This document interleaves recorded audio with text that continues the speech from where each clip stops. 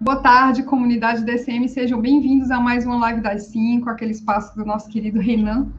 Queria dar as boas-vindas a todo mundo que chegou cedinho aqui e cumprimentar a nossa nova membra aqui do DCM, a Márcia Maria de Oliveira Costa. Lembrando que se você fica membro, você pode se tornar membro a qualquer instante. Se você fica membro entre uma live e outra, a primeira pessoa que apresenta a live lê rapidinho e vai dar tudo certo. Eu queria dar as boas-vindas ao Divino Rosa, que foi o primeiro a chegar aqui no nosso chat, a Bernadette Zubeck, que fala, boa tarde, Vinícius, mais uma live fodástica do DCM, parabéns para todos nós. A Ângela Lacê, que apostou que hoje seria Marília e Mauro, errou. O Fox, ele apostou que seria Mauro e Sara, errou também.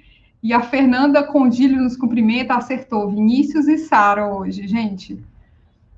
Também queria dar as boas-vindas à Daniela Costa, a Noemi Rueda, a Rita Luísa Pessianamê, que fala de Maceió, a Ana Santos, que fala de São Francisco, e convidar você que está acompanhando a gente pelo Facebook, vem ser feliz com a gente aqui no YouTube, aqui tem moderação, aqui tem superchat, aqui tem emojis, vem ser feliz com a gente aqui, inclusive você, eleitor do Coiso, pode ser feliz com a gente aqui também, se você se comportar direitinho, não repetir mensagem, não falar palavrão, não morder o coleguinha, não mentir do currículo, não, essa parte a gente deixa passar.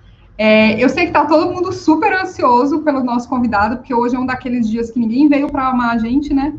Então, eu vou colocar os dois aqui na tela, rapazes, sejam bem-vindos, boa tarde. Bom, deixa eu cumprimentar o nosso público antes aí do Dr. Mascaro, tudo bom, minha gente? Pessoal progressista do DCM, é um prazer estar aqui. Minha amiga Sara, tudo bem com você? Nossa, doutor Mascaro, olha, realmente o senhor causou ansiedade aqui, uma série de pessoas que gostariam de vê-lo. Eu sou um deles, eu admiro muito o seu trabalho.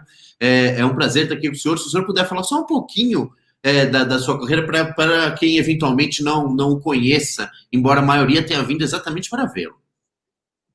Muito boa tarde, meu prezado Vinícius. Eu saúdo também a nossa estimada Sara e saúdo a todas e todos que estão acompanhando esta entrevista, esta reflexão neste momento. A minha trajetória vem do campo do direito, sou professor da Faculdade de Direito da USP, em São Paulo, a tradicional Faculdade de Direito do Largo São Francisco, e a minha reflexão teórica, crítica, também filosófica, toda ela nos livros e nas intervenções pelo Brasil e pelo exterior, sempre no sentido de buscar entender qual é a base de nossa sociedade presente, as suas contradições e, portanto, um horizonte crítico para pensarmos o nosso momento presente. E é com alegria que estou nesta tarde aqui com você, estimado Vinícius, e com todas e todos. Ô, doutor, e o senhor sabe que eu também estudei na Faculdade de Direito da USP, não dei aula para o senhor, mas estudei lá, e tem um pessoal que diz que o senhor, além das suas habilidades jurídicas, parece que também é um bom juiz de paz, celebra casamentos, é isso, doutor? Eu ouvi dizer que teve casais felizes aí, que tiveram os seus laços consagrados pelo senhor, isso é verdade ou não? Aconteceram algumas 2 ou 3 vezes que me pediram para falar em ocasiões de camaradas nossos, de luta progressista, inclusive, que me pediram para falar algumas palavras devido à oratória, devido à retórica, então, que bom que isso tenha acontecido. O pessoal guarda com carinho isso, viu, doutor? A gente, quem é ex-aluno da faculdade como eu, ouve bem essas histórias, as pessoas falam com muito carinho. Ô, Sara, você quer falar, minha amiga, falar aí dos nossos internautas, ou eu já emendo aqui o assunto principal? Como a gente vai fazer? Pode mandar bala. Tá. Doutor, a gente colocou... então eu vou mandar ver, Sara. A gente colocou aqui de assunto principal, doutor, até com a sua ajuda para redigir isso aqui. Briga intestina da Lava Jato com a PGR mostra ação política do MPF na era pós-PT. A gente colocou isso, doutor, o senhor deve estar sabendo, né, de que quatro procuradores da Lava Jato que atuavam junto à PGR em Brasília pediram as contas. Pediram para sair, retirar-se das suas funções.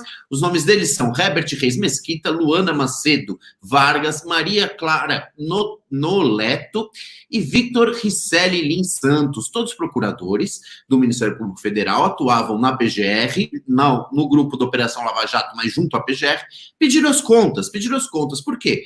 porque a PGR decidiu investigar conduzir inquéritos que envolvem autoridades relacionadas, sim, à Operação Lava Jato, à desconfiança dos métodos de trabalho utilizados pela Operação Lava Jato e eventuais irregularidades e fraudes praticadas pela Força Tarefa lá de Curitiba passaram a ser investigados pela PGR. Isso foi suficiente para esse pessoalzinho que trabalha na PGR pedir as contas.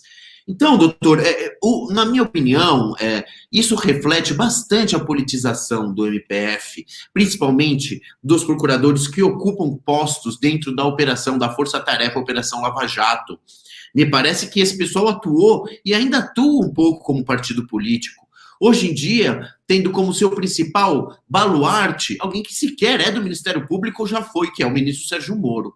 Eu entendo que a Operação Lava Jato continua ainda atuando politicamente em nome de Moro, que jamais foi do MPF, jamais deveria ter sido confundido com a Operação Lava Jato, mas como a Vaza Jato mostrou, ele atuava era como chefe dessa gente, dessa procuradoriada toda. Então, doutor, eu queria primeiro pedir a sua opinião a respeito desse imbróglio que nós estamos vendo entre a Operação Lava Jato e a PGR. A Operação Lava Jato, o doutor Dallagnol veio dizer que eles têm prerrogativa de independência, que não se pode interferir no trabalho deles. A PGR, por sua vez, veio dizer que sim, eles são subordinados a um certo comando. Eu queria perguntar para o senhor como o senhor entende essa briga entre PGR e Lava Jato, se seria o fim da Operação Lava Jato, enfim. Queria a opinião do senhor a respeito. Obrigado, estimado Vinícius. Eu quero começar do pontual e, a partir desse pontual, estabelecer a reflexão do quadro geral do que acontece hoje em nosso país. A primeira questão é que, efetivamente, no nível pontual, no nível microscópico, nós temos agora, então, uma certa cisão nas esferas do mundo jurídico, do Poder Judiciário, do mundo do Ministério Público Federal, da Procuradoria-Geral da República, do campo jurídico e judiciário lato sensu. Nos últimos anos no Brasil, nós não tivemos grandes fissuras nesse campo jurídico. O bloco majoritário desse campo jurídico era efetivamente consolidado em apoio a esta que foi chamada Operação Lava Jato. Praticamente todas as exceções eram tidas como minoritárias. Então, o mundo jurídico, claro, sempre teve críticos ferozes, críticos com muita contundência a respeito do que se fez na Operação Lava Jato e no campo jurídico de modo geral, o lawfare e tantas outras arbitrariedades que aconteceram neste espaço de juridicidade. Eu mesmo, nesses últimos anos, vim escrevendo livros, vim falando, pronunciando sobre tanta atrocidade existente, mas, via de regra, era sempre um campo minoritário dentro do direito. Majoritariamente, o bloco do que se chama de direita, do poder estabelecido, aquela leitura de mundo que concorda com a sociedade posta do jeito que está, era tudo uníssono. Todo mundo concordava que era preciso afastar a esquerda, era preciso afastar o PT, tudo isso está encarnado na figura do ex-presidente Lula, e, em seu lugar, então, instaurar a ordem, voltar aqui aos tempos onde não havia corrupção. E aí vem toda esta ladainha, toda esta fantasia, todo este onírico modelo de pensamento que imaginava que houve um tempo lá, no passado, em que não havia corrupção, que a ditadura era desprovida de fenômenos como tais. Muito bem, tudo isso é um absurdo, mas era assim a narrativa. O tempo presente, quando Bolsonaro está no poder, e quando as frações que estão encasteladas no poder político e jurídico do país começam a ter cisão, ou seja, quando não é mais o mesmo jogo aquele que aproveita ao Bolsonaro e ao ex-ministro Sérgio Moro, ex-juiz federal Sérgio Moro, quando os dois entram em rota de colisão, entram em antagonismo, aí, então, nós observamos de camarote, todas e todos que fizeram a crítica a este período da vida jurídica do país, nós observamos de camarote Kramer versus Kramer, direita versus direita, e alguns tentam, inclusive, dizer, um é mais extrema-direita do que outra. Eu não falo nada disso. Os dois chegam, se quiserem, à extrema-direita.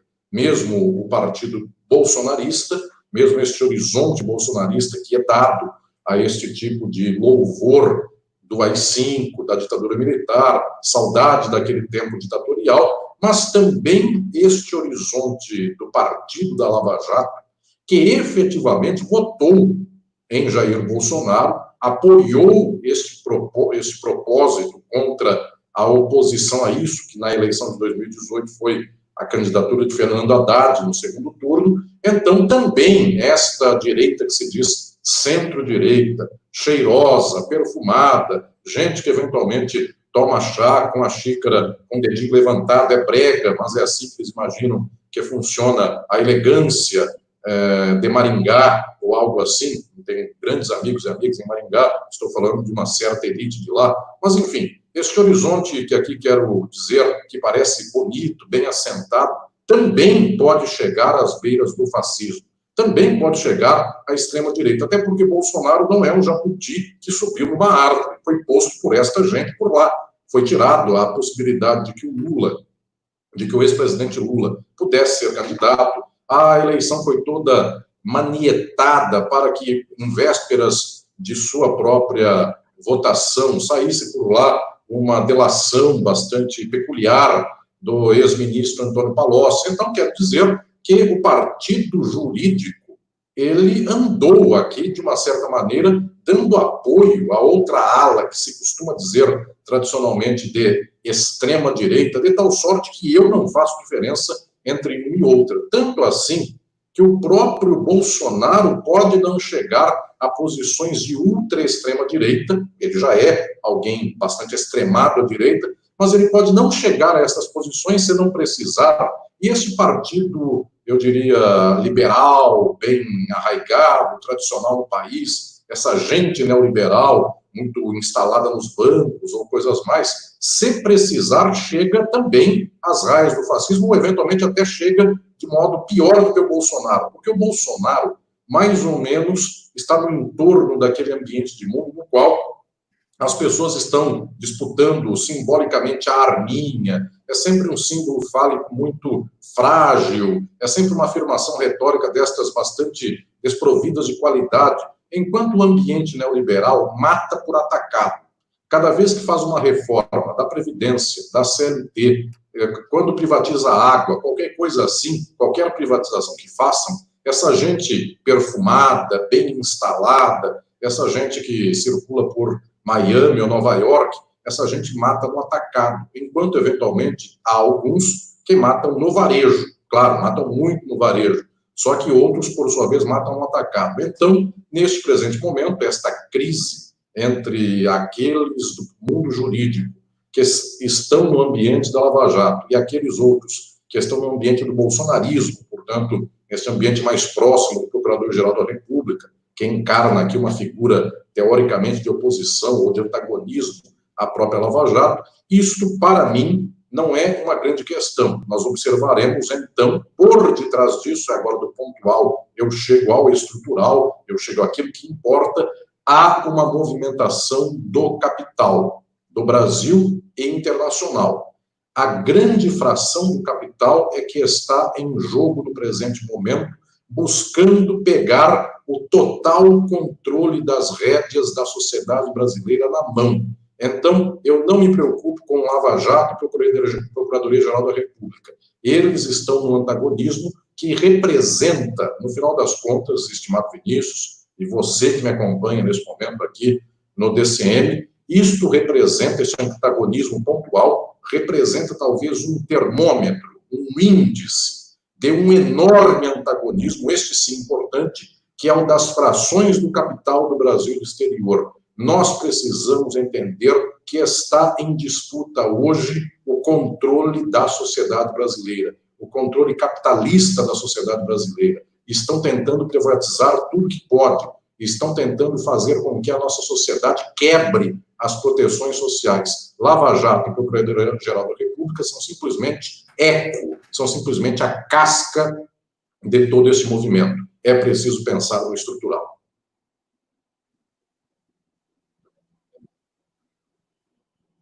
O Vinícius está com um probleminha de conexão. Como vocês viram, ele estava meio robótico ali, meio pixelizado também. E aí eu vou aproveitar para ler aqui algumas mensagens. O Moacir Moreira mandou uma mensagem perguntando: professor, o que é que vem primeiro, a revolução ou a extinção da humanidade?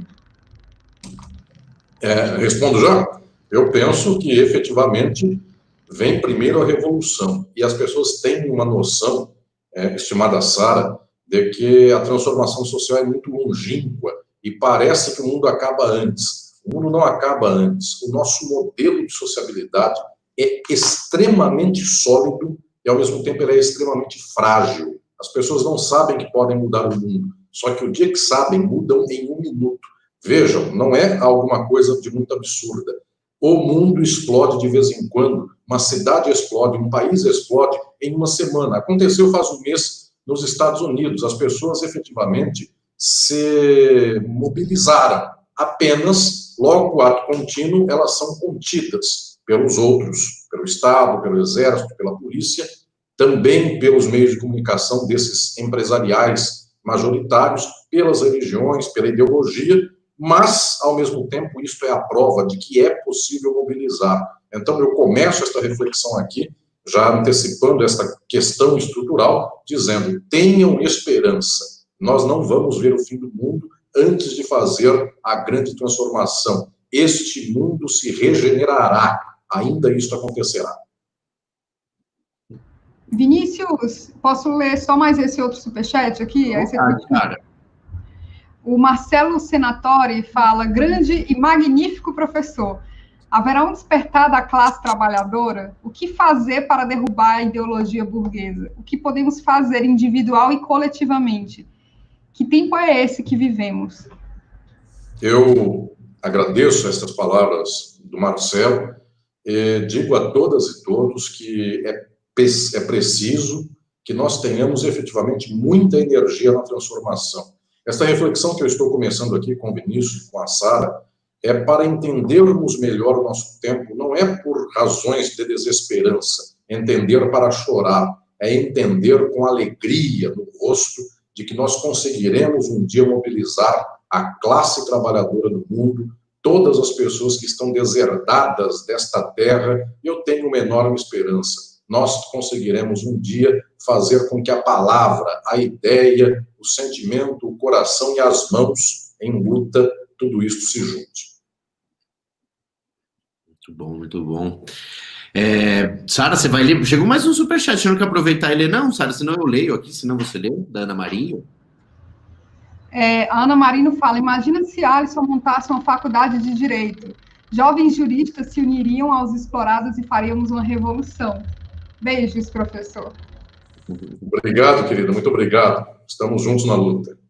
Professor, aproveitando o gancho de falar de faculdade, eu gostaria de falar um pouco sobre o ministro da Educação também. O senhor, além de ser um homem, um operador, dito um homem das leis, né, das letras jurídicas, é também uma pessoa da academia, né? Uma pessoa da academia. O senhor deve entender um pouco o quão grave é ou não é você colocar informações imprecisas, para dizer o mínimo, no currículo Lattes, você utilizar-se de referências, de outras publicações, sem o devido crédito em suas teses ou outros textos acadêmicos, né? Não quero usar a palavra plágio, que chega até a ser crime, se não me engano, mas, enfim, me parece que o ministro tem muito a explicar, né?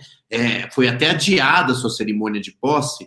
Eu queria te perguntar, doutor, o ministro está dizendo que foi tudo mal entendido, que ele concluiu todos os créditos na Universidade do Rosário, onde ele deveria fazer o doutorado, só não defendeu a tese de doutorado lá, né? Então, ele apenas concluiu todos os cursos, mostrou o documento de que concluiu todos os créditos necessários, mas não a banca, né? Não mostrou que defendeu a banca, a própria universidade informa que não, né? Aconteceu a mesma coisa com a Universidade lá de Berlim, disseram que ele fez um curso de 3 meses, aliás, conforme eu mesmo publiquei, antes que todos, não quis, mas a gente publicou no Juristas Livres, ele fez um curso lá de design agrícola, de máquinas agrícolas, não tem nada a ver com educação. O Bolsonaro não tinha informado isso na Universidade da Alemanha, né? Mas, enfim, eu queria te perguntar, doutor, se é normal, como esse ministro quer nos fazer crer, esse tipo de confusão no currículo Lattes, ou se ele está tentando engabelar o público brasileiro, como já não seria a primeira vez de pessoas dentro desse governo, né? Parece que mentir o currículo nesse governo não é das coisas mais incomuns. Estimado Vinícius, efetivamente, para quem vive a vida universitária, a vida acadêmica, intelectual, existe consolidado na história de nosso país um instrumento autodeclaratório do intelectual, que é o currículo Lattes. Eu sei que muita gente nos acompanha e não vive a vida acadêmica, e toda vez é preciso explicar o que é isso. É uma homenagem, é uma plataforma de internet onde cada intelectual e cada pessoa que vive a vida universitária, ou não até universitário, se quiser, qualquer um pode fazer seu currículo, mas cada qual põe por lá seus dados e tem a obrigação de falar com veracidade seus dados. Esta plataforma homenageia um enorme físico do país, que foi César Lattes, um homem que nos orgulha do século XX e que quase ganhou o prêmio Nobel. Portanto, alguém de uma memória bastante honrada na história da ciência do Brasil.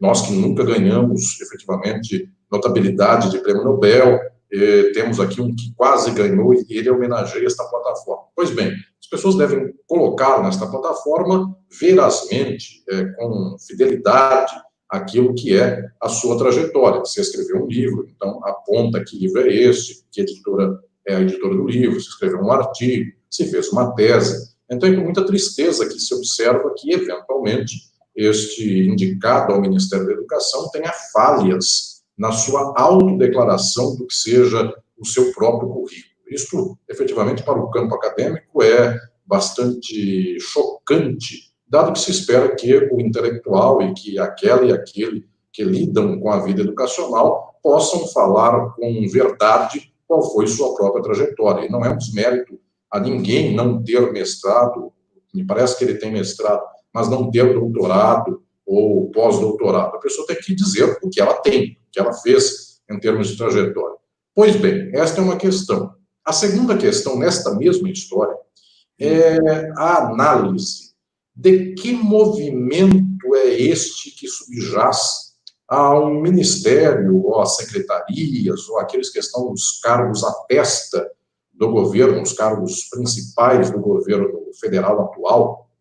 Que movimento é esse que prestigia uma certa contundência contra os próprios ministérios aos quais assumem ministros humanos a incumbência, o poder de dirigi-los? Então, via de regra, o Ministério do Meio Ambiente é dirigido por alguém que não tem muito gosto pela proteção ao meio ambiente. O Ministério da Cidadania também não tem muito gosto, a senhora ministra, por uma cidadania republicana, plena. O Ministério da Educação, historicamente, pelos 2 ministros anteriores, também não tem muito apreço pela expansão da rede de ensino, da educação e da pesquisa. E assim sucessivamente, com muitas áreas, eu vou me esquecer, eventualmente, de exemplificar algumas, mas é basicamente isso.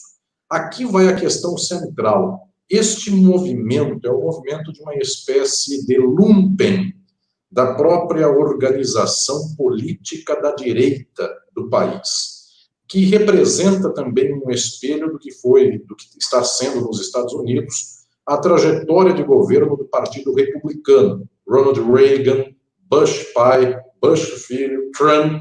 Esta gente seleciona efetivamente algumas pessoas sem notabilidade, sem atributos de liderança que expanda as fronteiras, inclusive, das instituições, da dinâmica do progresso, pessoas, inclusive, que se louvam até, não estou dizendo de nenhuma pessoa em específico, em alguns casos, notadamente, pessoas que louvam a ignorância, louvam o não saber, o que relembra também sempre uma certa posição que toda a sociedade capitalista tem, que é daquelas e daqueles que resolvem atentar contra esta institucionalidade do próprio capital. O fascismo e o nazismo foram só 2 exemplos de uma longínqua estrada de quem está dentro da ordem capitalista, sangrando o bom tom dessa ordem capitalista. Marx falava num livro notável do século XIX, que se chamou O 18 de Brumário, de Luiz Bonaparte, este livro do século XIX, que tem tradução para o português da editora Boitempo. Eu recomendo a todas e todos a leitura dessa obra. Marx, por lá, falava, efetivamente, na França, do meado do século XIX, aconteceu de que essa gente que não tinha nenhuma grande notabilidade intelectual, essa gente tomou o poder. E então, neste caso, o que nós tivemos é uma sociedade que tirou a burguesia bem assentada do poder e pôs o lumpen, pois essa gente, sem notabilização, sem livros, sem inteligência, até uma gente relativamente tosca, isso aconteceu no século XIX. Na Espanha, aconteceu com o Franco, um general, ou menos que general, na hierarquia, coronel, capitão, talvez, uma pessoa abriu a grande universidade da Espanha, estava por lá o maior filósofo vivo da Espanha, era um general ou militar franquista, mandou prender o maior filósofo espanhol e gritou para os alunos em sala de aula: "Viva la muerte", traduzindo do espanhol para o português, "Viva a morte". Então é gente que entre um livro e uma arma prefere uma arma. Isto não é um movimento só de agora no Brasil, é um movimento de sempre.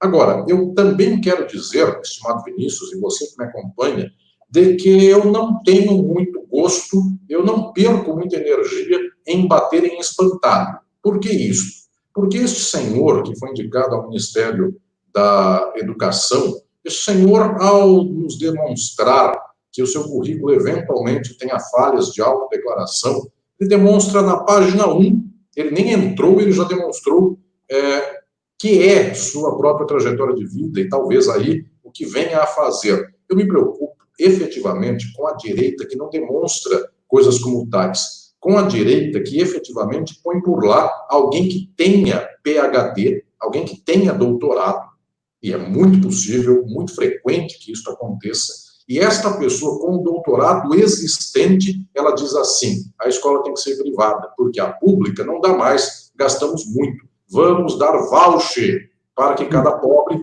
pague uma escola privada. Então, eu recomendo às companheiras e companheiros que estão me vendo e me ouvindo neste momento, nem gastem muita energia com este ministro, com esta pessoa que foi indicada ao Ministério, ainda não assumiu o Ministério, parece até que foi suspensa a sua nomeação. Não gastem energia com isso. Estas coisas são, inclusive, de gente, de movimentações que tropeçam no seu próprio pé.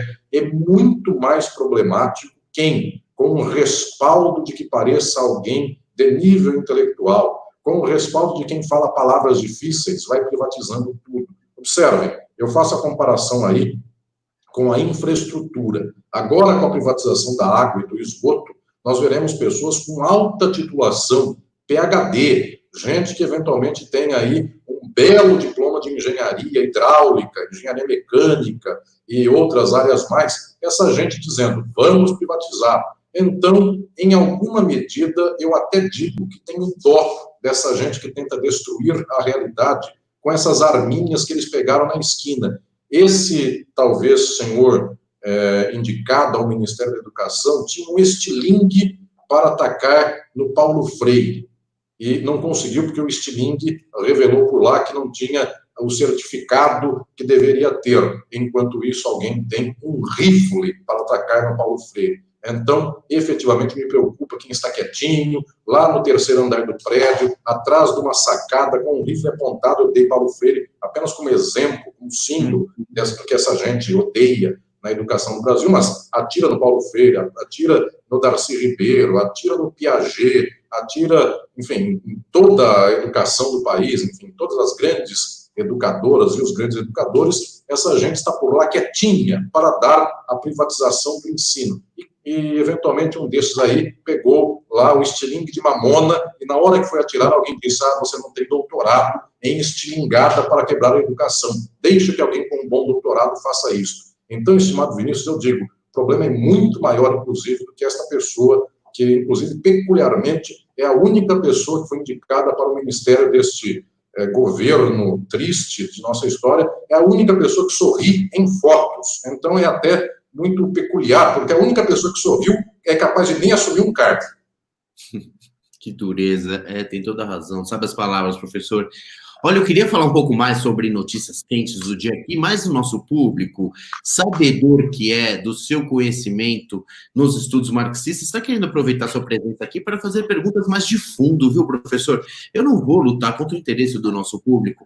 Eu vou fazer 2 perguntas para o senhor agora, tá? O senhor aguarda eu fazer as 2 e ver se aí o senhor consegue respondê-las de alguma forma, algo mais ou menos integrado. A primeira é da Ione Costa, beijo para ela, que mandou superchat para a gente, obrigado, viu, contribuindo aqui para o jornalismo independente do DCM.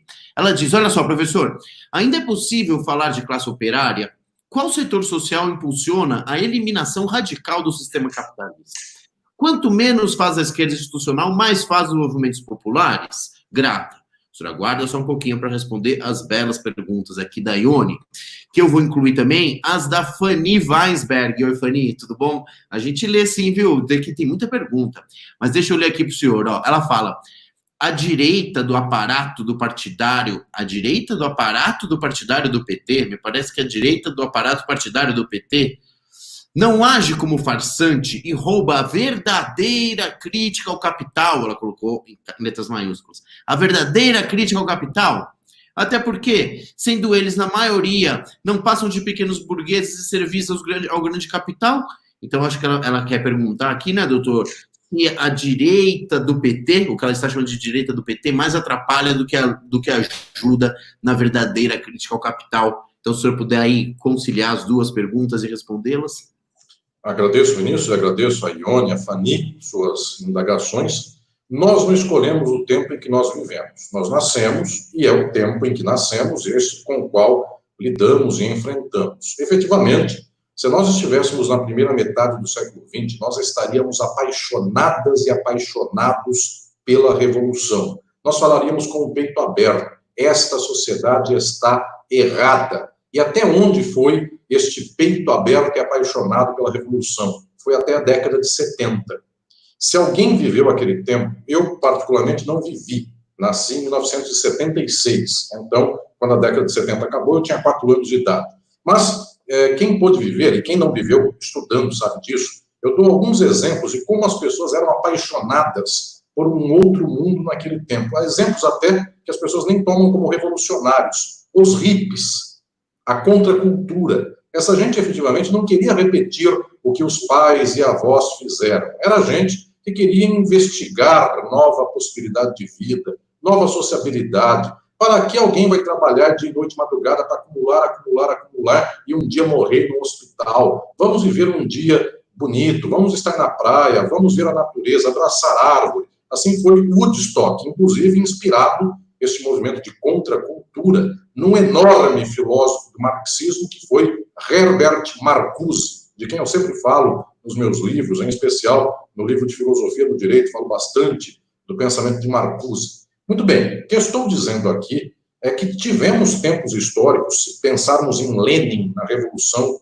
Russa, até a contracultura, todos estes eram tempos nos quais as pessoas queriam ser outras. Até gente sem muita consciência política, sem muita formação teórica, se punha do lado de transformar o mundo. Eu sempre conto aos meus alunos em conferências pelo Brasil, eventualmente fora do Brasil, eu sempre conto que um músico do Brasil como Raul Seixas, que não é necessariamente politizado, não era um homem de esquerda, era um homem que tentava viver a vida com as informações que ele tinha, inclusive um homem até do sistema, ele trabalhou em gravadoras, em grandes empresas musicais. Pois bem, mas um homem como esse queria ser uma metamorfose ambulante. Era o jeito de alguém despolitizado, e não necessariamente bem intelectualizado, dizer que ele quer ser outro. Ainda não é revolução, mas já é querer ser outro. O que se passa é que desde a década de 80 até os dias de hoje, as pessoas não querem ser outras. As pessoas querem ser mais do mesmo. Então, o filho é mais conservador do que o pai. Cada geração que entra na faculdade é mais conservadora do que a anterior, porque as pessoas querem já estabelecer negócios, querem já ter emprego, as pessoas querem ter estabilidade, e as pessoas têm aqui um conservadorismo profundo. O que estou dizendo é que as pessoas não escolhem o tempo no qual trabalham. Nós vivemos num tempo no qual ser de esquerda, e aí é uma crítica que se faz ao PT, a boa parte da esquerda brasileira de modo geral, mas também não é exclusivo do Brasil. É o mundo inteiro assim. É uma movimentação do capitalismo, e daqui a pouco eu explico isso.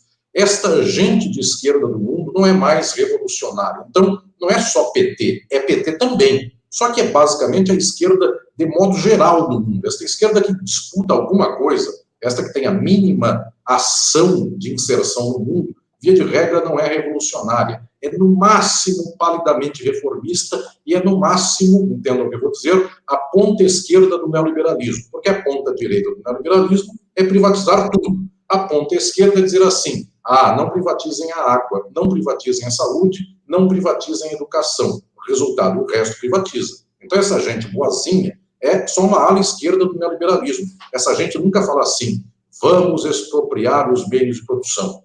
A gente poderia pensar em algo como tal, que nem é revolução ainda. Porque observemos nós, Vargas, que vai muito longe de ser um comunista, inclusive, em muita fase de seus governos perseguiu os comunistas, Vargas fez por lá a estatização de boa parte das empresas do Brasil. Isso não é comunismo, mas nós, com esta esquerda que temos hoje no Brasil e no mundo, não chegamos a isso, sequer. Nós somos aqui um sub-Vargas nesta ordem do dia. Então, o que estou falando efetivamente é que o nosso tempo imagina que a ação transformadora é uma ação contida dentro das instituições. Então, Ione, Fanny, efetivamente é um quadro de muita tristeza, porque nós não escapamos desse horizonte. Mas, de vez em quando, o mundo nos revela que não escapar desse horizonte é o nosso mal. Porque, efetivamente, quanto mais nós ficamos aí jogando óleo, azeitando a máquina da exploração para dizer, pode explorar, só não explorem a água, que é esta campanha para não privatizar, esta campanha para deixar a água pública, ou, eventualmente, a saúde pública. E esta campanha revela, então, que tudo o resto pode acontecer. E nós estamos azeitando a máquina da exploração e das dominações. Eu tenho uma missão comigo, meu estimado Vinícius, Sara, e todos vocês que me acompanham, eu sei que muitos e muitas, eventualmente, me acompanham dos livros, dos textos, ou até das conferências, intervenções. Eu tenho uma missão de dizer claramente aquilo que é a nossa forma de caminhada. Nós não podemos mais ter problemas de compreensão teórica. Não digam que nós colocaremos um certo tapa-buraco para passar por esta estrada. Nós precisamos abrir a grande avenida da transformação do tempo e não tapar o asfalto desta estrada. Então, eu diria, inclusive, que a culpa nem é destas tantas companheiras e companheiros que estão se engalfinhando nesta luta. Vejam, é até notável que o ex-presidente Lula, o homem mais importante da política brasileira dos últimos 50 anos, certamente depois do Vargas, é a figura mais marcante da história política do país, ele não fez tudo isso simplesmente por causa de louros. Ele pagou mais de 1 ano de cadeia e talvez volte à cadeia novamente ainda. Então, essa gente, inclusive, apanha, e apanha muito. Eu conheço muitas companheiras e companheiros do Partido dos Trabalhadores de uma hombridade, de uma dignidade, de uma correção, inclusive, de caráter imensa, e essa gente apanha no meio da rua. E cada um de vocês, seja do PT ou de outros partidos de esquerda, ou movimentos de esquerda, experimentem vestir uma camisa vermelha, sairão pela rua apanhando, sendo xingadas estas pessoas. Então, o que eu digo não é que essa gente não quer sofrer e, eventualmente, está num mundo muito confortável. É pior, esta gente entendeu errado qual é a luta, e até sofre mais, porque fica enxugando o gelo. Deveria até sofrer menos, porque quando a gente sabe qual é o tiro que mata o problema, a gente dá o tiro na testa do problema. Quando a gente sabe qual é o remédio que cura a doença, a gente sai curado, e efetivamente as pessoas veem uma doença e estão fazendo aqui uma espécie de xamanismo. A doença é o capitalismo e suas instituições. O que faz a esquerda do Brasil, dos Estados Unidos, da Europa e de todo mundo? Porque lá nos Estados Unidos, o que se chama de esquerda, que é bem direita, inclusive, é o Partido Democrata. É outro também que não sai do lugar. O que essa gente faz? Essa gente defende as instituições. Resultado, chega uma hora, as instituições destroem esta esquerda que defende as instituições. E a direita, muito direita, essa direita bem instalada, ela não defende as instituições, ela manipula as instituições como quer, e aí fica a esquerda defendendo as instituições da direita, e a direita não defende as suas instituições e prende a esquerda. Então, efetivamente, é um quadro altamente problemático, e por isso eu faço aqui esta reflexão de chamamento às companheiras e companheiros. É preciso pensar muito para além desta ordem que nós estamos eventualmente administrando. Nós precisamos transformar a sociedade. Perfeito, professor. Antes que a Sara leia mais aqui um superchat, tem novos membros, eu vou aproveitar um pouco também do seu conhecimento marxista e do meio acadêmico. Olha só o que a Yara Jamal falou quando o senhor falou do Marcuse. O Olavo sempre achincalha esse Marcuse. Ela está falando do Olavo de Carvalho, viu, professor? E eu quero aproveitar, o Olavo de Carvalho, eu tenho certeza que ele citou já Gramsci, e conhece provavelmente mais sobre ele do que a maioria das pessoas de esquerda. Ele tem por hábito dizer que a esquerda brasileira segue diretrizes ou segue a doutrina de Gramsci em busca de uma certa revolução cultural internacional e instalou, então, uma espécie de, não ditadura, mas uma espécie de preponderância da esquerda dentro da academia brasileira, e que é necessário hoje em dia, via métodos gramscianos e também dentro da área cultural artística, e que seria necessário, então, travar uma guerra cultural dentro dessas duas frentes, a academia e a cultura, para se acabar com o comunismo que estaria instalado no Brasil, de acordo com o pensamento de Olavo de Carvalho, instalado dentro da academia brasileira. O senhor, como membro da academia brasileira, eu posso estar enganado, mas eu acho que o senhor é uma das pessoas que obteve a livre docência na Universidade de São Paulo em mais jovem idade, né? O senhor vai poder dizer se eu estou errado ou não, por favor, tá? Mas, assim, o senhor está no meio acadêmico. Acontece isso que o Olavo de Carvalho diz? Estamos vivendo... A academia brasileira é dominada por uma esquerda comunizante e que segue os pensamentos de Gramsci? A maioria das pessoas nem sabe quem é Gramsci, mesmo dentro da esquerda, doutor. Prezado Vinícius, claro, a constatação é falsa, enfim, não basta observar que as universidades do país são, como qualquer universidade do mundo, isso não é um mérito do Brasil, um desmérito do Brasil, as universidades do mundo são todas elas para formar gente para a lógica do capital. Para isso, alguém é engenheiro civil para levantar paredes para a construtora, e a construtora terá lucro. Para isso, alguém é médico para trabalhar na Unimed, e a Unimed terá lucro. Para isso, alguém é jurista para advogar para um banco, e o banco terá lucro. Então, efetivamente, as universidades do mundo formam para essa estrutura que aí está. Muito residualmente, uma ou outra pessoa tem um esclarecimento e uma mente um pouco mais aberta, e talvez um engajamento efetivamente transformador. Mas observem, não é esta a razão central, não é que haja aí uma estatística de que pessoas de mente aberta dominam a universidade. Via de regra, eu conheço o Brasil de norte a sul, eventualmente, antes da pandemia, assim foi, mas por muitos anos eu dou palestras e conferências, examino bancas de norte a sul do país. Eu conheço as universidades e posso dizer que majoritariamente são conservadoras / reacionárias. Mas por que tensionam, então, contra o residual? Porque, efetivamente, um dos meios de mobilizar para este modelo de domínio do capital, de domínio da direita, é sempre criar fantasmas e inimigos que unifiquem o campo dos amigos. Então, isso é uma estratégia altamente inteligente e sofisticada. Quando se diz aí, os comunistas estão chegando, isso foi responsável por dar o golpe de 64. O João Goulart não era comunista. O João Goulart tinha latifúndios no Rio Grande do Sul. Ele era qualquer coisa menos comunista. No entanto, de tanto dizer que os comunistas vinham aí e estavam junto com o João Goulart, isto criou na mentalidade popular um assombro, e as pessoas começaram a pensar as coisas mais horríveis a respeito. Então, a mesma coisa é com a universidade. A universidade brasileira é de direita, como é a estadunidense. Tem países na Europa que tem muito mais pensamento crítico do que o Brasil. Muito mais pensamento crítico. O Brasil emula, ele imita o modelo de universidade estadunidense. E esse modelo é péssimo. Alguém vai dizer, mas lá nos Estados Unidos ganham vários prêmios Nobel. Sim, mas por lá estavam, até pouco tempo atrás, e está ainda até hoje, todo o domínio do capital do mundo. Então, alguém tem a indústria do lado que financia para ele pesquisar um avanço de remédio, um avanço de computação, de mecânica.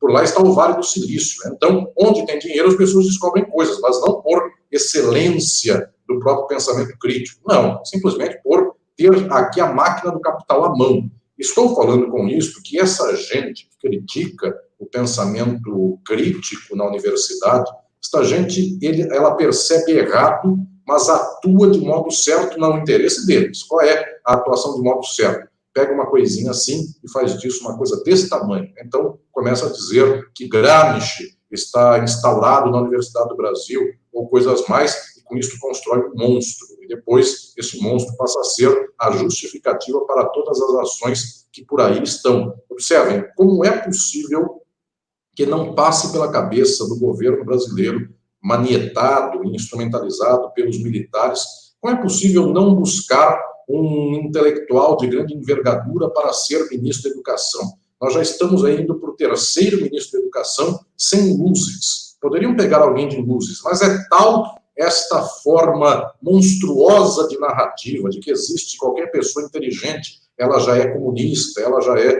uma pessoa de esquerda, que então essas pessoas acreditam no que elas mesmas inventaram, no que elas ouviram, e passam a buscar gente para coordenar o Ministério da Educação que não tenha luzes, tá? Porque qualquer um que tenha luzes, segundo essa mesma gente, qualquer um que tenha um doutorado efetivo, essa pessoa já é uma pessoa perigosa. Então, vou buscar alguém que não tenha um doutorado efetivo, vou buscar alguém que tenha um doutorado fake, porque então essa gente deve ser melhor. Observem, as pessoas vão bebendo do seu próprio veneno. E, efetivamente, aí vai a grande questão da tragédia desta volta dos militares ao poder hoje no Brasil. Nós conseguimos ter um ministério pífio, até mesmo em face dos pífios ministérios militares. E quando nós observamos que o Eduardo Portela, da Academia Brasileira de Letras, fundador da editora Tempo Brasileiro, no Rio de Janeiro, foi ministro da Educação dos militares, e nós observamos hoje, da ditadura militar, nós observamos hoje que são os ministros dos militares, nós observamos efetivamente a tragédia da regressão deste próprio pensamento e desta própria prática de extrema-direita. Não consegue mais amarrar o sapato, não consegue mais dar conta da suficiência da manutenção da própria sociedade. De Eduardo Portela, sair dele para chegar ao Weintraub, isso efetivamente demonstra que na segunda vez que essa gente volta ao poder, já dizia o velho Marx, volta como farsa. Perfeito. Isso. O nível vai ficando cada vez mais abissal, né? Impressionante. Difícil. Vinícius, eu tenho uns superchats aqui para ler, tem muito superchat acumulado, tem muita pergunta do chat, inclusive tem superchat que era pergunta do chat, aí o pessoal mandou superchat para ajudar, enfim. Tá todo mundo empolgado aqui. O Décio Amádio, ele fala, gostei demais da visão do professor Alisson sobre as gerações que tiveram sonhos de transformação. Eu vivi sempre assim e confesso me sentir desiludido. O Gabriel Faria fala, gostaria de saber do Tacla Duran. Ninguém fala dele. E aí ele está, desde então, no chat, cobrando. Olha, por favor, me respondam sobre Tacla Duran. Eu vou ler todos, tá? Deixa o professor responder, depois eu falo sobre o Tacla Duran um pouquinho, tá, gente? Pode deixar. Tá massa, eu vou ler o resto aqui. O Walter Silva fala, como ficam os cientistas como força de trabalho? A serviço de quem está a nossa ciência? Cientistas são intelectuais capazes de pensar além da técnica? O Carlos Alberto Campos Lima fala, excelente entrevista, precisamos ser revolucionários. O Adelmo Souza fala, aí é um superchat de alguém que gostou da pergunta do chat. Ele fala, a Maria da Rocha está perguntando, o que é ser revolucionário? Vai lá, professor. Muito bem. Eu começo dizendo sobre a ciência. Em qualquer sociedade capitalista, a ciência está a serviço do capital. Sempre. Quem sustenta e quem dá o horizonte da ciência é o capital. O que pode acontecer, e é raro, é que o cientista que opera em favor do capital, ele saiba disso e, a contínuo, ele busque, por meio da razão, fazer uma crítica à própria ciência. Também não tem ilusão, a ciência não é neutra, ela não vem aqui curar o mundo. A ciência já consegue ter remédios estéticos, cirurgias, inclusive, plásticas, simplesmente para o gozo estético das pessoas de alto poder aquisitivo, e não consegue curar a malária. Ou seja, a ciência evolui conforme o que dá mais lucro. Nós já chegamos à Lua, nós já mandamos foguetes a Marte, nós já chegamos a buracos lá no meio do oceano imensos e a gente não consegue dar casa para o povo. Então, efetivamente, a ciência não pode ser dita deste modo. A ciência é toda magnífica. Claro, entre a ciência e a burrice, todos nós temos o partido da ciência, mas é preciso fazer a crítica da ciência, porque senão nós trocamos a burrice pela ciência que pavimenta a exploração social. Quando eu digo que eu não perco muito meu tempo e minha energia com este senhor indicado ao Ministério da Educação, é porque ele fica patente, deixa patente, um propósito, eu diria, mambembe, amador de lidar com a universidade. Destrói também, só que destrói a machadada. E o outro não destrói a machadada, o outro vende. Então, o pacote é mais bonito. Eu sempre tenho dó das pessoas que são pequeno corruptas, porque essa gente pega um maço de dinheiro. E a grande corrupção é a privatização de uma estatal. Essa aí a pessoa ganha milhões, bilhões, num DOC bancário que vai para um paraíso fiscal. Ele não pega $1 para colocar na mão. Ele não faz nada disso. E tem gente que às vezes pega um massinho de dinheiro, e essa gente é flagrada, essa gente é exposta à execração pública, e todas as pessoas, inclusive, concordam com isso, e sabem que é um horror. A grande corrupção, ninguém nunca viu. É uma conta, inclusive, que não tem nem nome, só tem uma senha, só tem algo para fazer aí em termos de acesso remoto. Ou seja, a grande corrupção é limpa. Também quanto à educação e a falta de cultura, essa gente sem cultura, essa gente vai por lá, mata, fere, fala horrores, as pessoas riem da falta de conhecimento do vernáculo, não conhecem a língua portuguesa, essa gente é conservadora, eu sempre digo isso, que bonito que é, ou melhor dizendo, que triste que é, que horrível que é, essa gente que se reputa conservadora e que não sabe nem o que quer conservar, porque não respeita nem a língua, tem erros crassos de português. Como é possível alguém ser conservador nesse sentido?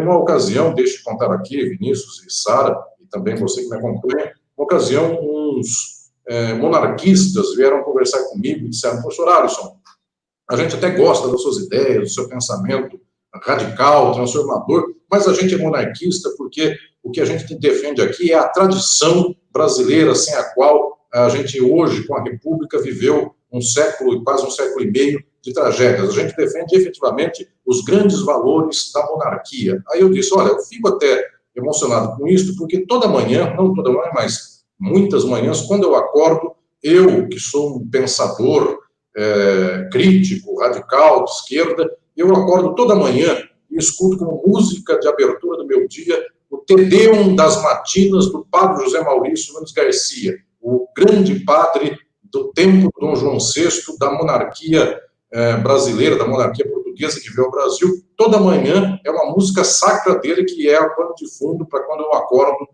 em São Paulo. Então, eu fico muito feliz em saber que vocês gostam dessas coisas e que vocês gostam do padre José Maurício. O que mais vocês gostam do padre José Maurício? Eles fizeram assim, falaram: a gente não conhece esse padre José Maurício. Falei: então vocês conservam o quê? Vocês defendem o quê da monarquia? Vocês não sabem quem é o José Maurício, vocês não sabem que foi o Carlos Gomes. Então, efetivamente, essa gente ouviu o galo cantar na esquina e sai por lá porque é bonito. Então, as pessoas vêm aqui pela internet ser conservador, defender a monarquia, está tendo muito like, a pessoa resolve defender também, mas ela não sabe nem o que defende. E cabe a nós, inclusive, efetivamente, defender algum resto que tenha havido de glória, como o padre José Maurício. Cabe a gente defender o Zé Maurício em face dessa gente por aí, que mal sabe o que é música e anda por aí escutando música de videogame, dando tiro nos outros. Então, efetivamente, vai muito mal o quadro. Por isso que eu volto a dizer: eu não me preocupo com os ignorantes, eu me preocupo com os inteligentes da ciência e que andam fazendo a tragédia que por aí se fez. O neoliberalismo no Brasil, Collor, Fernando Henrique Cardoso, se fez com alta inteligência. O Temer se fez com alta inteligência. E metade desse governo Bolsonaro também se reputa inteligente, porque o Paulo Guedes não é acusado até agora de burrice. Burrice é essa ala exótica, essa ala folclórica. Eu me preocupo mais com o Paulo Guedes. Essa ala exótica cai por conta própria. Acredita que a Terra é plana, mas o avião dá a volta no mundo, depois ele fica a ver navios. Quer ser revolucionário? Ser revolucionário, efetivamente, é saber entender o que é a nossa realidade, é ciência. Ser revolucionário é ser cientista. A ciência que compreende o que é o capitalismo. E, após compreender, agir pela transformação disso. Eu sempre digo que uma das coisas mais bonitas que Marx legou para nós é o fato de que a transformação social é um saber e um fazer.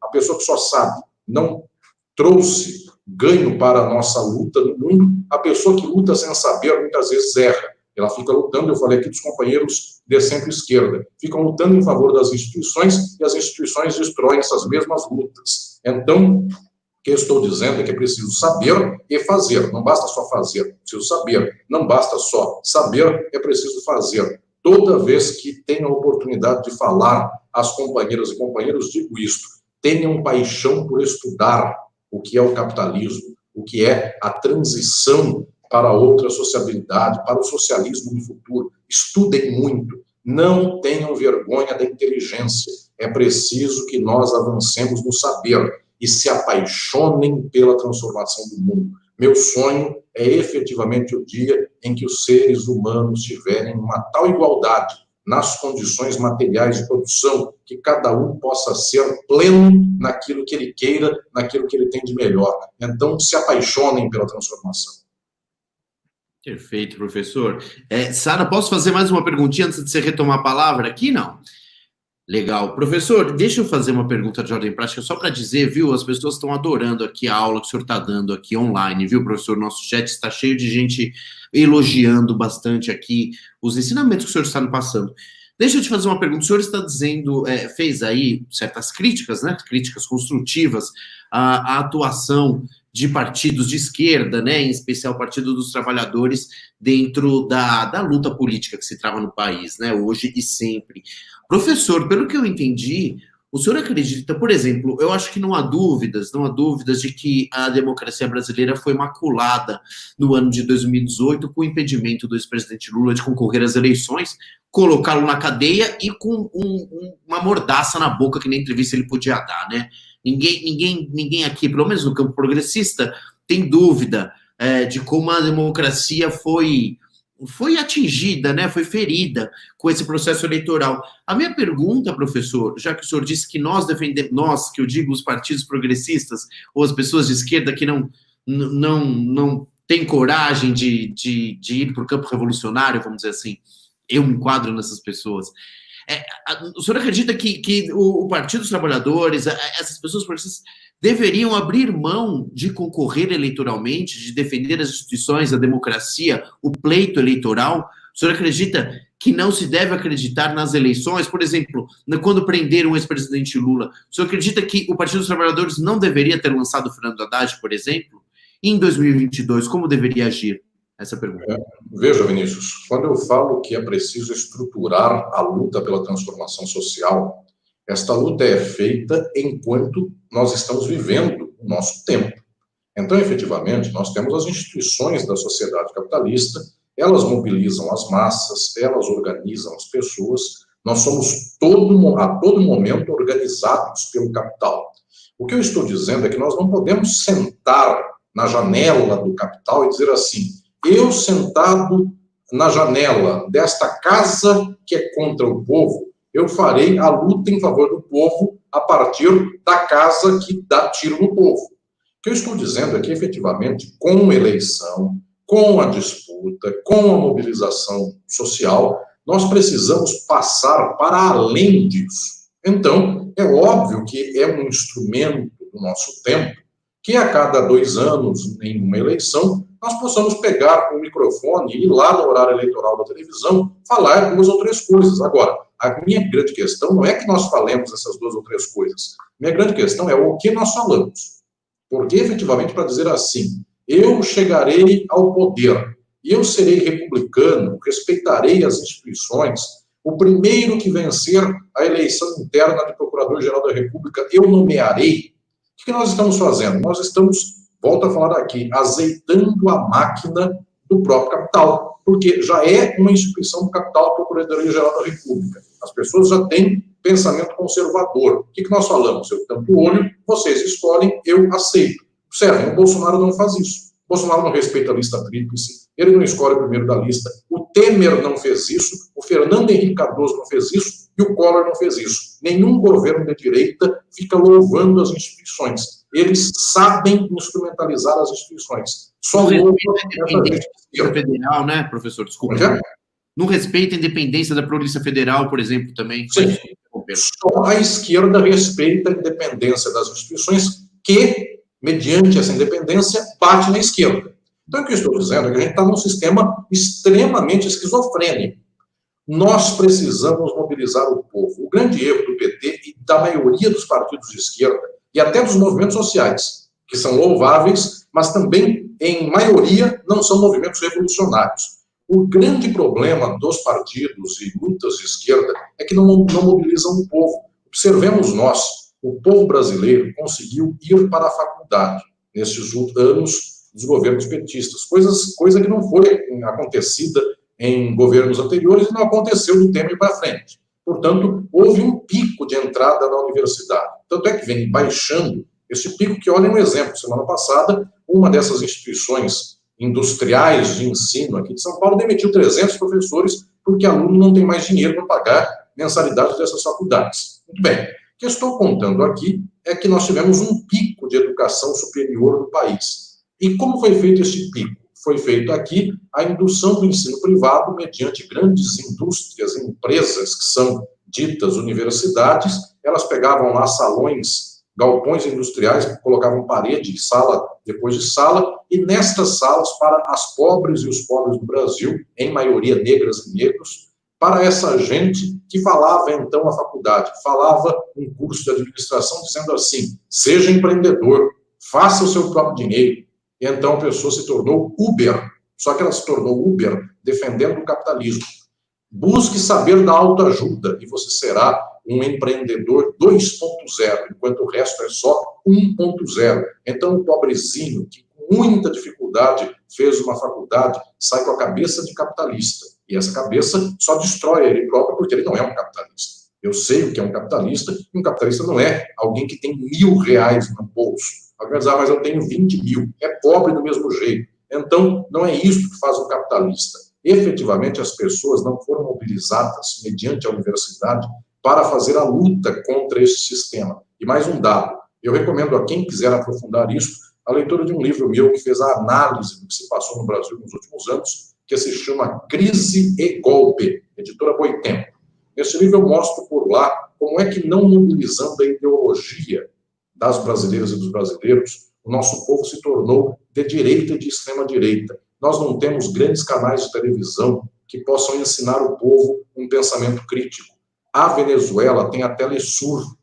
O Brasil não quis entrar para a Telesur, e isso foi, inclusive, nos governos Lula e Dilma, e não quis passar o sinal da Telesur para todas as brasileiras e brasileiros. Resultado, hoje a gente tem a Globo. Alguém vai dizer, mas não tem só a Globo. Record, SBT, Bandeirantes, Rede TV. É só isso. É o mesmo pensamento. É o povão sabendo de fofoca, é o povão sabendo das questões mais esdrúxulas, e nós podemos politizar o povo. Então, quando eu digo que nós não podemos viver no quadro das instituições, não é que hoje nós tenhamos condições de fazer grande processo aberto de transformação social, mas é preciso começar a conscientizar e a mobilizar. Pasmem, a direita faz isso melhor do que nós. O Bolsonaro não louva as instituições. O povão já sabe fazer crítica à Globo. Tinha que ser a crítica verdadeira, de esquerda. Que seria a crítica de esquerda? Nós deveríamos dizer que a Globo manipula. No entanto, quem fala isso é a direita. A direita diz assim, a Globo quer mostrar todo dia que o brasileiro vai morrer de coronavírus, e a Globo não quer mostrar a cloroquina. Vejam, a direita anda mais crítica da Globo do que a esquerda, sendo que isso é exatamente o sintoma da falta de mobilização social que nós temos. Efetivamente, eu volto a falar, não dá para tomar o poder novamente mediante eleições, caso um dia a direita deixe a esquerda tomar o poder, coisa que é muito rara, ou muito excepcional, ou praticamente impossível pelas próximas eleições do país, mas supondo que isso aconteça, não dá para louvar novamente todo este quadro social para fazer 2 ou 3 coisinhas e logo em seguida ser destroçado novamente pela direita, como sempre acontece. Muito bom. Nossa, ótimo. As pessoas estão, como o Vinícius falou, as pessoas estão empolgadas aqui, já estão até separando as melhores datas para o retorno do professor Mascaro, que se deixar, né? Inclusive, né? Hoje é uma live que, assim, Renan presente mesmo, né? Nossa, eu acho que poucas lives tiveram... Impressionante, assim, poucas lives tiveram tanto essa presença do Renan quanto a de hoje. Tem muito superchat acumulado, assim, então eu vou ler todos de uma vez, gente, desculpa, mas eu vou ter que ler rapidinho aqui. O Jefferson Damasceno fala, professor Mascaro, a esquerda brasileira não tem cheiro de povo. Não é uma pergunta, é uma afirmação, tá? O Adelmo Souza fala, esta fala do Dr. Alisson Mascaro soa aos nossos ouvidos como boas novas, como quando se diz que Jesus Cristo falava aos que andavam na escuridão. O Lepo Ninja, um perfil, ele mandou uma mensagem falando o seguinte: eu sou o cientista descrito. O professor deveria estar mais presente na internet. Eu o acompanho há bastante tempo. Parabéns ao DCM. A Fanny, ela mandou uma mensagem falando: professor Dr. Alisson, no quarto parágrafo da página 196 da introdução ao estudo do direito, a menção de Santo Agostinho ali tinha a intenção de remeter aos leitores escolásticos? É uma pergunta. O Matheus de Almeida, queridão do canal Resistentes, canal marxista, inclusive, ele fala: o Alisson sozinho quase está dando a mesma audiência do grupo Direitos Já, que reuniu todas as lideranças de direita e algumas de esquerda para defender o capital. O povo quer ouvir é sobre revolução. A Donise Meirelles fala: hoje na esquerda somente o PT se mexe. PCO. O PCO. Eu falei o quê? PT. Desculpa, gente, desculpa, foi um ato falho. A Artemisia Santiago fala: no Equador e na Bolívia, mudanças mais profundas foram feitas, inclusive em termos constitucionais, mas isso não evitou golpes por lá também. Qual é a análise de Mascaro sobre esses casos? E aí tem perguntas diversas aqui, inclusive perguntas que estão além do marxismo, além do direito, além de política, né? Perguntas pessoais. E lembrando, Vinícius, Gabriel está cobrando a pergunta sobre Tacla Duran. Muita coisa. Antes de passar para o professor a palavra, então, respondo rapidamente sobre o Tacla Duran. Obrigado por lembrar, viu? O Tacla Duran não sumiu. O Tacla Duran reassumiu, na verdade, as negociações com a Procuradoria-Geral da República para um eventual acordo de delação premiada. Vale dizer que o Sérgio Moro morria de medo dele, né? E ele tentou fazer acordo de delação com a Lava Jato, não obteve. O Sérgio Moro, curiosamente, dizia que a gente não devia nem ouvir o Tacla Duran, que ele era um bandido. Ora, acordos de delação premiada se faz com bandido mesmo, viu, doutor Sérgio Moro? É assim que faz. O bandido, ele pega, ele delata, e aí tem uma redução no seu déficit com a justiça, vamos dizer assim, né? Então, essa desculpa não colava, né? Mas o Sérgio Moro tinha medo de ouvir falar. Mas a verdade é que desde o início desse mês ele retomou, agora direto com a PGR, deveremos ouvir falar do Tacla Duran nos próximos meses, viu? Eu acredito que vai haver. O Tacla Duran também, no início desse mês, denunciou a farsa do doutor Dallagnol, que quis dizer que a Interpol estava atrás dele. Estava mesmo, por informações falsas que a Lava Jato tinha enviado à Interpol. Você acredita que a Lava Jato enviou informação falsa à Interpol? Aí o Tacla Duran, junto com seus advogados, ele próprio, um advogado, conseguiu municiar a Interpol com informações decentes. A Interpol tirou ele da lista de procurados. O doutor Dallagnol ficava falando que ele está na lista de procurados, não está mais. Depois que ela foi bem informada, depois que desmentiram o senhor, doutor Dallagnol, ele foi retirado. Então, o Tacla Duran, o internauta aguarda que vai ouvir falar dele. Pronto, era só isso. Agora, professor, se o senhor lembra aí de todos os superchats que lhe dirigiram, se o senhor puder comentar, a gente está chegando no final do programa, mas dá tempo do senhor fazer aí um apanhado geral para responder. Sim, Vinícius. Eu quero a lembrança feita pela nossa companheira do meu livro de introdução, Estudo do Direito, editora Atlas. Eu falo nele sobre Santo Agostinho e outros mais, porque efetivamente nós somos os responsáveis e as responsáveis por olhar até o pensamento conservador para entender como foi criada e como foi gestada a leitura de mundo que nos orienta hoje. Eu olho com muito respeito e muito carinho a essas nossas companheiras e companheiros do povo que são hoje bastante fanatizadas no nível religioso, porque essa gente é a classe trabalhadora do Brasil.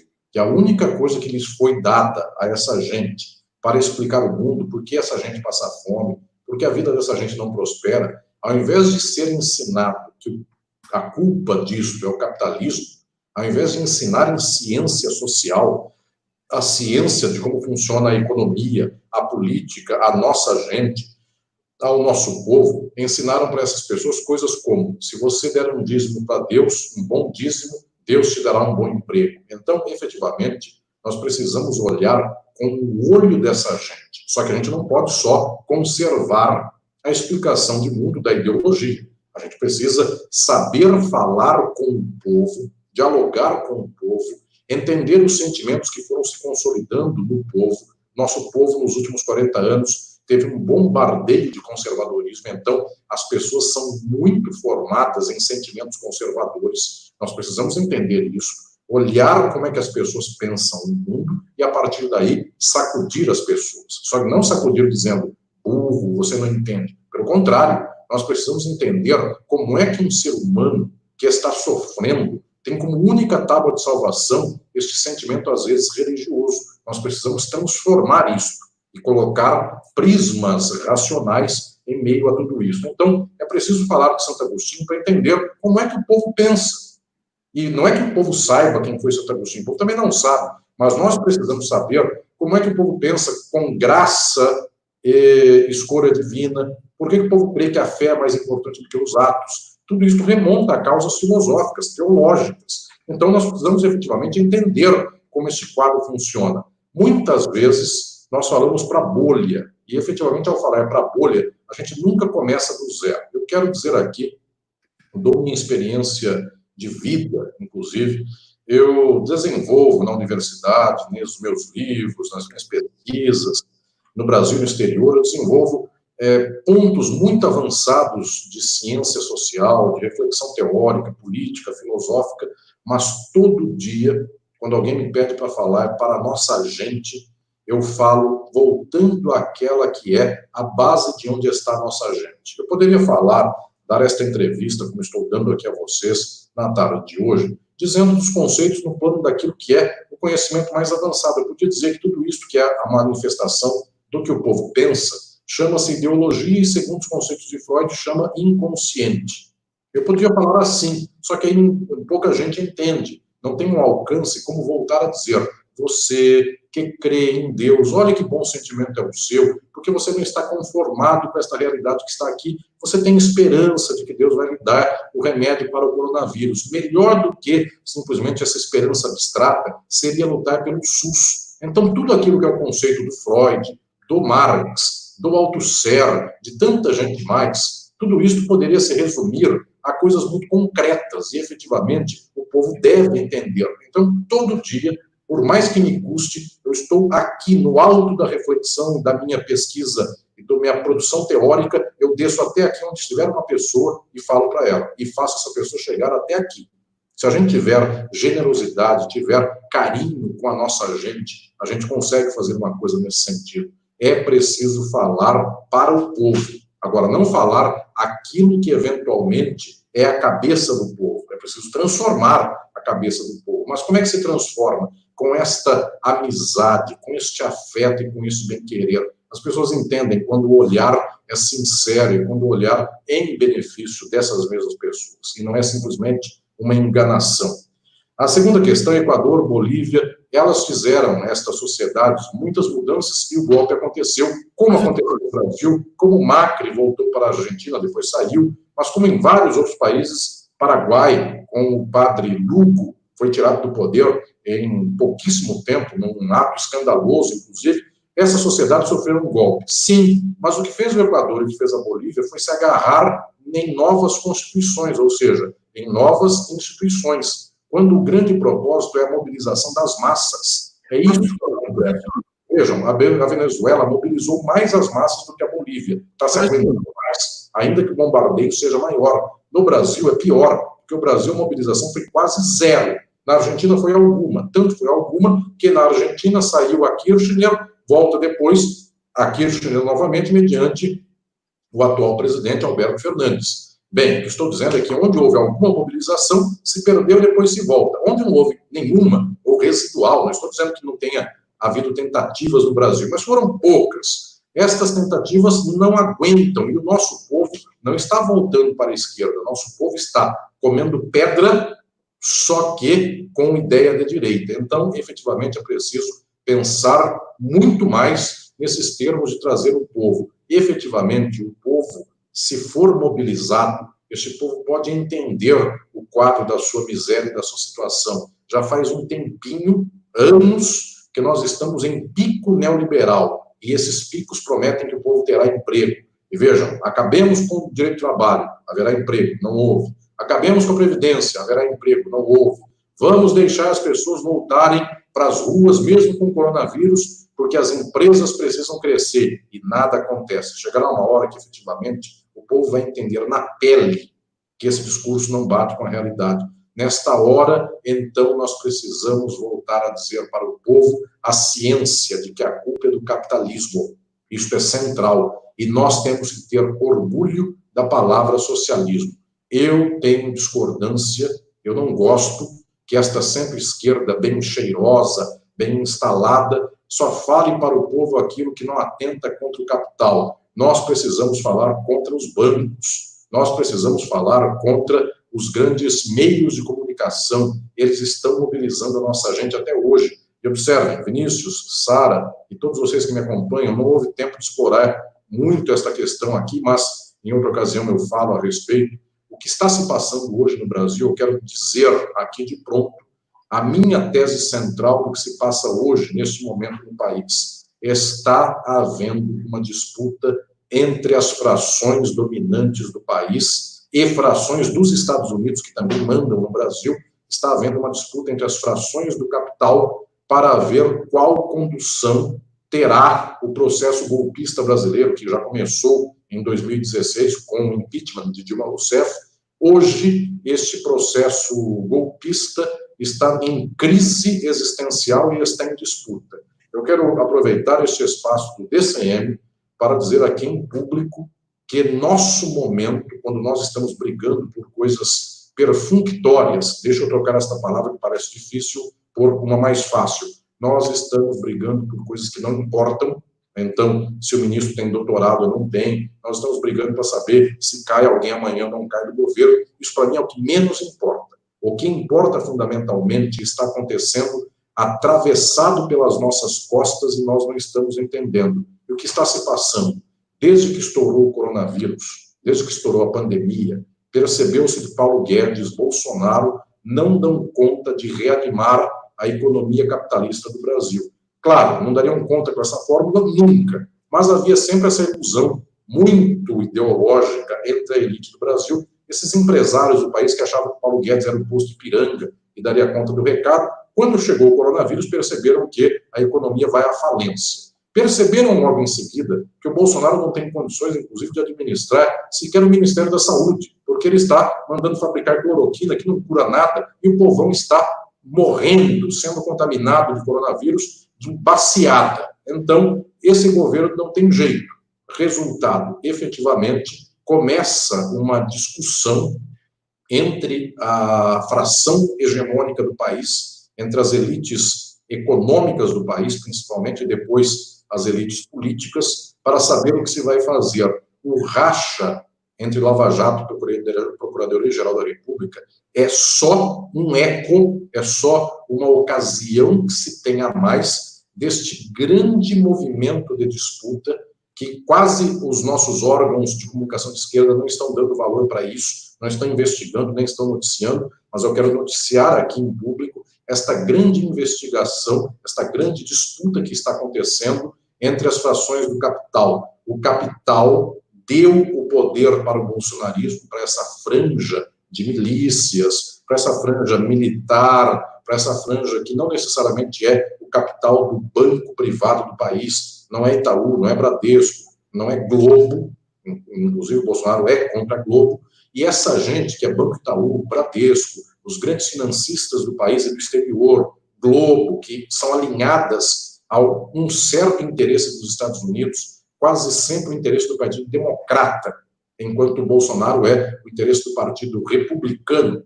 Muito bem, essas frações em disputa de lá e cá perceberam que poderia acontecer de que o Bolsonaro cairia pelas ruas por mobilizações de esquerda.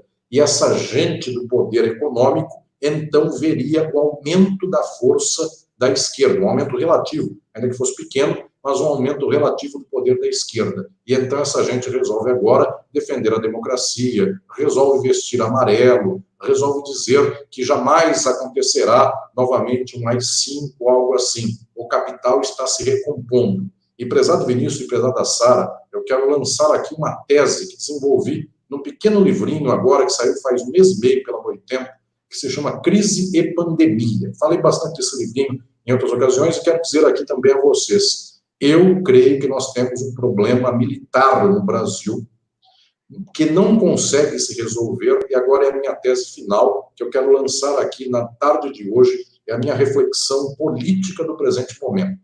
Por que Folha de São Paulo resolveu vestir amarelo? Por que o Globo e a Globo e os bancos resolveram parecer que voltaram a usar perfume, agora são cheirosos? Por que essa gente, eu vou dizer aqui uma figura exemplar, não é que ela é condutora desse processo, mas ela é um dos cavalos dessa aposta dessa gente. Porque esse perfil Luciano Huck, então essa gente bem instalada, neoliberal de cepa, de raiz, gente que sabe comer à mesa com talheres refinados, gente a lá Fernando Henrique Cardoso, que é talvez o símbolo exemplar dessa direita neoliberal, do poder econômico bem instaurado. Por que essa gente resolve agora se insurgir contra esse mundo que parece para eles muito hostil, de Bolsonaro, Queiroz, gente que come pão com mortadela e pão com creme de leite ou leite condensado, gente que não tem modos à mesa, que é essa gente que, para essa visão dessa elite muito pedante, muito racista, muito preconceituosa, essa gente é capataz. Essa gente não é bem o administrador da riqueza. Porque, observem, eu volto a falar, este senhor, coitadinho, que foi nomeado ministro e falou que era doutor e não tem doutorado, esse senhor, coitadinho, ele encontra, por parte da elite que manda mesmo no país, ele encontra o racismo e ele encontra a ironia dessa gente, porque essa gente tem doutorado. E sabe por que essa gente tem doutorado? Porque essa gente é dona da faculdade. Essa gente é proprietária de faculdade. Então, essa gente compra um título. E esse senhor, coitadinho, às vezes a vida não deixou ele ter um doutorado. Não sei nem por que ele foi fazer um doutorado na Argentina, com tanto doutorado dando sopa aqui no Brasil, não sei por que ele foi para lá. Mas, efetivamente, eu tenho até dó de um sujeito desse, porque o resto dá risada. Como esse fulano não tem doutorado? Eu tenho faculdade. Sou dono de faculdade, então observem como é que é a movimentação da cabeça do capital. Essa gente olha para o bolsonarista e hoje não está gostando, mas efetivamente a causa é que houve uma cisão entre o bloco do baixo clero da extrema-direita e o alto clero da extrema-direita, que é o extrema-direita neoliberal. Está havendo uma cisão nesse momento. E a última questão que eu ponho aqui, porque esta é impactante em termos de projeção política, é por que esta direita bem instalada não desembarcou no general Mourão. O general Mourão também vem da caserna, como veio Bolsonaro, também tem, historicamente, uns certos arroubos, que nós chamaríamos aqui de extrema-direita, de desrespeito às instituições, tanto assim que era general ao tempo em que Dilma Rousseff era presidenta da República, e ele tomou posições políticas em público contra o governo de Dilma Rousseff e teve, inclusive, aqui uma reprimenda, foi retirado do local onde estava, no Rio Grande do Sul, no posto de chefia que estava por lá. Não é alguém dos melhores tratos liberais. Só que, efetivamente, não tem nenhuma sombra de parecida com os maus tratos dos bolsonaristas. Ou seja, até parece que monta no cavalo melhor, até parece que galopeia melhor, enfim, e coisas mais. Sabe, efetivamente, eventualmente, veste terno e gravata. Ou seja, parece que para esses modos, porque para mim isso não quer dizer nada, enfim, eu inclusive prefiro que as pessoas vistam as coisas mais simples do mundo, mas para essa gente bem instalada, para essa gente perfumada, o general Mourão seria uma opção muito mais rápida, e esta opção, eu quero dizer aqui, Vinícius e Sara, está sendo tentada nos bastidores. E por que se está sendo tentada, não logra êxito tão rápido? Porque, eventualmente, o general Mourão, que vem da mesma extração de extrema-direita do próprio Jair Bolsonaro, ele, neste movimento do primeiro ano e meio de governo Bolsonaro, ele deslizou em termos de abertura de contatos e abertura, inclusive, de posições de interesses do capital. Ele, em alguns momentos, ele teve diálogo com a China. Ele declarou em público, em alguma ocasião, que ele defendia que o 5G chinês, daquela empresa chinesa que tem um celularzinho 5G, pudesse ser instalado no Brasil. E o Bolsonaro é radicalmente aliado de que somente o celular 5G norte-americano, estadunidense, é que pode estar em território nacional. Ou seja, o Bolsonaro, para ele, nós podemos só ser espiados pelo Trump.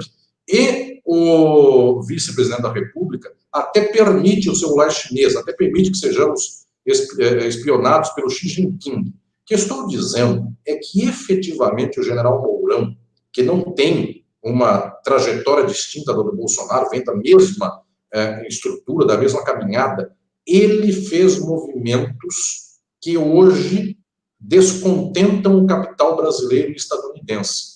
Tanto deve ter feito movimentos diferentes, eventualmente mais pró-China, eventualmente mais pró-frações nacionalistas do capital brasileiro, que o capital brasileiro não desembarca diretamente nele. As pessoas estão preferindo hoje sangrar o Bolsonaro sem matá-lo. Esta tem sido a opção dos bancos do Brasil, até da Globo, sendo que o Bolsonaro só fala mal da Globo, os bolsonaristas só falam mal da Globo, e até a Globo não apeia o Bolsonaro do poder, porque, eventualmente, o que alinha toda essa gente, que é o alto interesse financeiro neoliberal, não está confiando no general Mourão. Ou seja, isto é, eventualmente, até algo a se pensar e a se ver que o general Mourão tenha tido alguma postura pessoal ou algum alinhamento menos entreguista, porque não está vindo tão rapidamente para ele o poder, dado que ele é o vice-presidente da República, e dado que, em outro dia, me perguntaram, eu acho que do Le Monde Diplomatique, numa entrevista